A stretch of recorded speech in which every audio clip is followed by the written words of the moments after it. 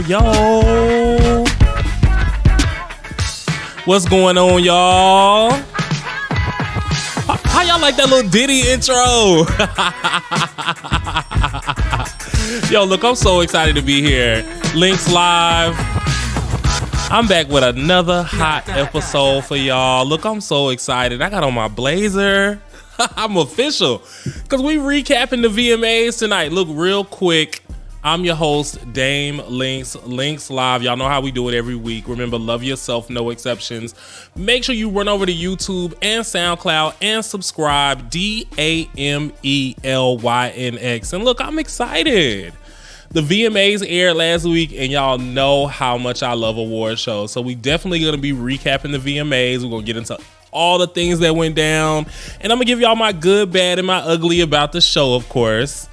But you already know, you always know, we got to kick it off with music bites. All right, so new releases last week. Look, I'm gonna be honest with y'all. Dead ass, I couldn't listen to anything other than that Diddy Love album, Off the Grid. Look, I'm trying to be off the grid. That album was so good. Like, I kept it on repeat literally all week long. I couldn't listen to anything else, so I'm sorry. I didn't really get to check out the other new releases. I do know that Shenseea dropped a dope little single. I did check that out. I like that from her. Who else came out? Oh, Lil Durk jumped on Sexyy Red, Hellcats, and SRTs. Perfect combination there. But look, I'm sorry, y'all. I couldn't really listen to nothing else other than that Love album.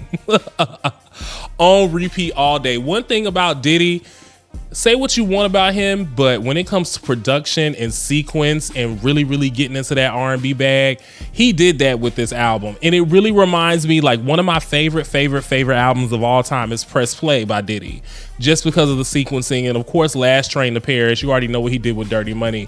And with this album, he literally took his own sound and used it as samples and really showed y'all how to really use a sample the right way. Because I know sampling is in and y'all doing a lot of that, but some of y'all be fucking up the samples. But shout out to Diddy, man. That Love album, Off the Grid, and he got everybody on it. Jacquees, Ty Dolla $ign, Coco Jones, Kalani, Summer Walker. That album is a banger if you haven't checked it out. I'm sorry. Fuck what you heard. All right, so real quick, before we get into our VMA recap, let's play a little Do We Care? Y'all know I like to review some trending pop culture topics, and I just need y'all to let me know if y'all care or not. Let me know down in the comments. So look, let me read some of these headlines. All right, first off, Young Jeezy. Now, I'm sure y'all have heard this by now. He has filed for divorce from the Real co-host Jeannie Mai last week after 2 years of marriage. He's requesting custody of their one child, and they are allegedly separating due to different views and values within their family and their marriage. Apparently, or what we're hearing, Jeannie was blindsided and she is left devastated, hoping that they can rekindle. Do y'all care about this? I don't know if I do or don't. I will say this. Over the last couple months, Jeezy's been doing a lot of press around his new book that he dropped this year.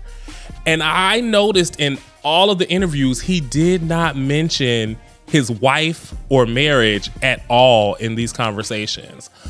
Also, if we rewind the clock back on Jeannie a little bit, she divorced her last husband for similar issues, and one of them was that she did not want to have kids. So I don't know. I care, but I'm kind of not surprised, but I am surprised. I don't know. They seem like they were happy, but you never know these days. Let me know what y'all think. Another couple, because there's a lot of couple drama going on in these Hollywood streets. Teyana Taylor and Iman have announced that they have been separated for quite some time now. And this is after Iman was spotted with another woman and rumors started to spiral about him cheating on Teyana.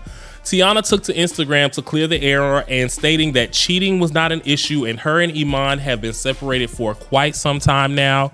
The only reason they decided to say something now was because different narratives were being painted, the rumors started getting out of control, and they felt the need to clear the air. They are still best friends and they are still co-parenting their two kids. Now, I do care about this because I love Teyana and Iman. I really thought they were such a great couple, but I like how they're handling it. you know, everything isn't for social media. Everybody doesn't need to know anything. And I know that we feel like we're supposed to know everything that goes on with our celebrity couples. But I mean, if they've separated and they're happy about it and they're doing it amicably, I don't see an issue. You know, but I definitely care about that. I'm glad that they're handling it in a healthy way. A lot of you other couples can take some notes. Now, before we went on break, there were rumors going around that Papoose slapped Remy Ma's business partner, Easy the Block Captain. They do that Chrome 23 rap battle program show thing that they do. She works on that with him together because he and Remy were allegedly having an inappropriate relationship. It buzzed for a bit and then it went away. Well, the rumors are back. Over the weekend, at the latest rap battle, one of the rappers brought it up again. Also, they were spotted out on a date somewhere around New York. And then there's like video footage of like Easy like coming in towards Remy's face and Remy pointing at the camera for him to stop. So I don't know. Remy seems unfazed about this. When she was asked about it and she was asked about the battle rap verse or line that was spit, she just said it's battle rap and she's unfazed. I don't know. Do y'all care about this? I care. Because if Remy and Papoose have been running around giving us this black love thing, and Papoose has been so in love with Remy all this time and stood by her the whole time that she was in jail, what the fuck is going on, Remy? I don't know. Let us know what's up with that. All right. Over the weekend, Kenneth Petty, Nicki Minaj's baby daddy. Now, y'all know I don't really care for him that much, which isn't that surprising because I've never really liked anybody that Nicki Minaj has dated, except for Safari. And I don't even like him now. Don't get me started on him and his clown behavior.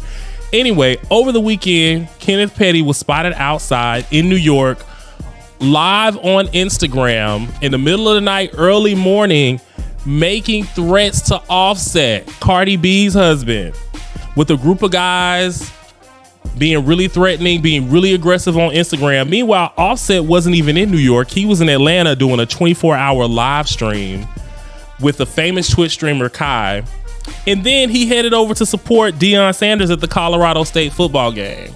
So I don't even know what Kenneth was doing that for. Well,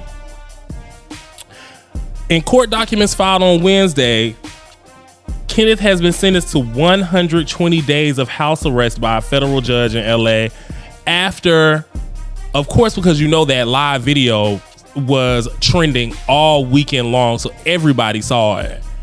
And now he's on house arrest for 120 days. Look, do y'all care about this? I do.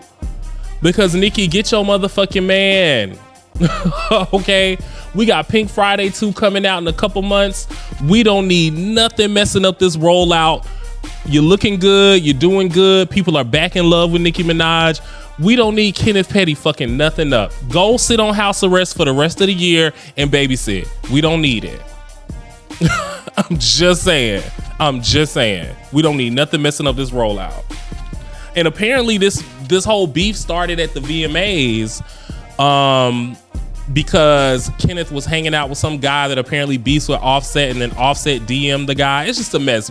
I'm also really tired of the whole Cardi and Nicki beef in any shape, form, or fashion.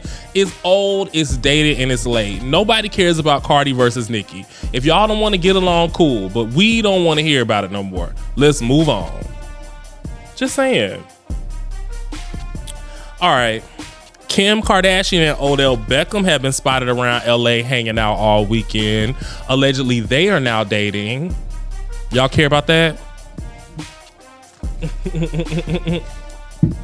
I don't care.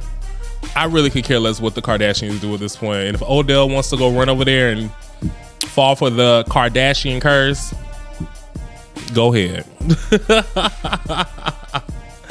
Our girl JT from the City Girls, she recently did a photo shoot with Beats headphones. It was a collaboration with an artist, Mawa Lola. So she did kind of an edgy photo shoot with the Beats headphones, and people weren't really feeling the shoot. It was definitely met with mixed reviews. And JT, of course, went and responded. She was upset, and she called y'all some porch niggas.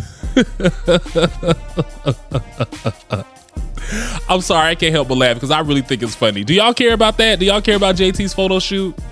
Do y'all care about her calling y'all porch niggas? Because apparently they were comparing it to Erica Mena calling Spice a blue monkey. I thought the porch niggas comment was funny because to me it was saying a lot of y'all niggas don't even leave y'all house and you want to comment on what's couture. I mean, the photo shoot was different. It wasn't my cup of tea, but I looked at the pictures and kept scrolling. I don't know. Y'all always critiquing shit. All right, over the weekend, there was a clip from a Tinashe interview that was circulating where she talked about how when she was signed to the label, because you know she's independent now, the label will force certain ideas or collaborations for whatever reason, and she may not have always agreed with that. And she mentioned her collaboration with Chris Brown. Chris Brown caught wind of this clip and responded, "Name 5 Tinashe songs or die." Can y'all name 5 Tinashe songs?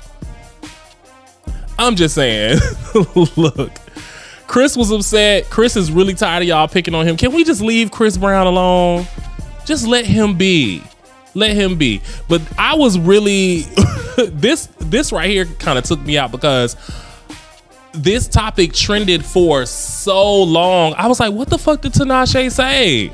So I went and watched the clip and it really wasn't that bad, but I get it. Chris is just tired of his name being brought up and people saying that they shouldn't have worked with him when apparently they were very appreciative of the look at the time. And I get it. Chris is human. Leave Chris Brown alone. Let him mind his business, play his video games, make his 30, 40, 50 track albums, and just leave him alone. Okay, last week at the VMAs, Sukihana took a picture on the red carpet at the VMAs, or I think it was a pink carpet. I think that they made it pink because of Nicki Minaj hosting. But she was bent over on all fours on the carpet, and a lot of people had something to say about this. Do y'all have a problem with that? Because I don't. I mean, come on, it's the VMAs. The VMAs isn't like the classiest of shows, and then also it's Sukihana. I don't expect anything less from her. Anyway, look, that's it for Do We Care. We about to get into some more music, and then we'll be right back to do our VMA recap with Reality. So make sure you grab your drinks. Here's Coco Jones.